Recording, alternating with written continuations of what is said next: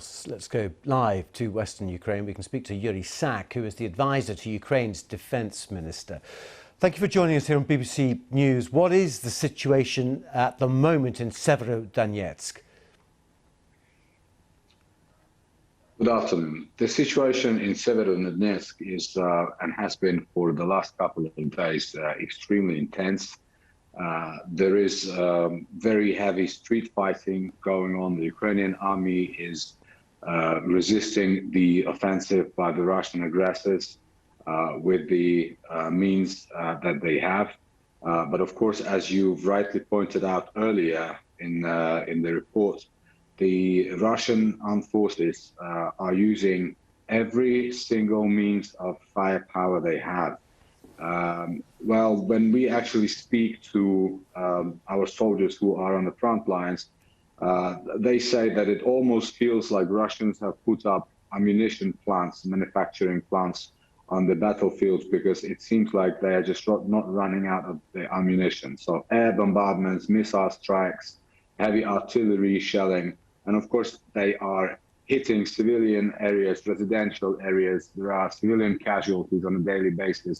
So from this perspective, while we understand that the complete control over Luhansk and Donetsk region has been the top military priority for the Russian aggressor, it is very, very cynical for them to say that they have come here to liberate the people of Donbass, because essentially what they're doing on a daily basis, they are destroying Donbass. Like, for example, the city of Avdiivka is under, as many other cities in that area, is under the rain from bombs and missile strikes. You know, they're hitting kindergartens, schools, they're destroying houses. So this is a very twisted understanding of liberation. What casualties have Ukrainian forces taken?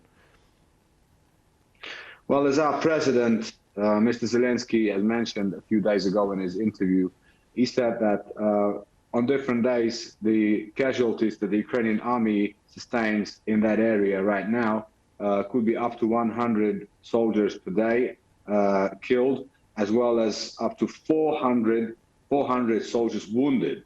So this is a very intense war situation. And of course, we expect and we hope to get the requested heavy weaponry as soon as possible, because this will allow us to be more efficient. This will allow us to save more lives. This will allow us to redress the imbalance which currently is on the battlefield in terms of heavy artillery. And if not, will you withdraw, retreat to save the lives of your fighters there?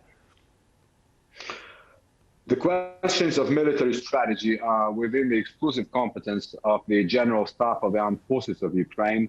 And there's a very limited circle of people who are privy to that information. And what we can say is that, look, in this war, which began on February 24th, the large-scale invasion of this war, because the war actually, as you remember, began in 2014, when Russians have annexed the Crimea and started the war in Donbass. But we've already seen situations in the last 3 months where the enemy would temporarily occupy certain cities. For example, we've all seen what atrocities they've committed while they were temporarily occupying cities like Bucha around Kyiv, like Irpin, like Borodyanka. And we all understand, we all know that then they were thrown out of those cities. So the questions of military strategy are decided by our top military command. And we are determined to continue to resist, and we are determined to continue to liberate our cities. And sooner or later, we will restore the territorial integrity of Ukraine within the internationally recognized borders. Yuriy, thank you for joining us.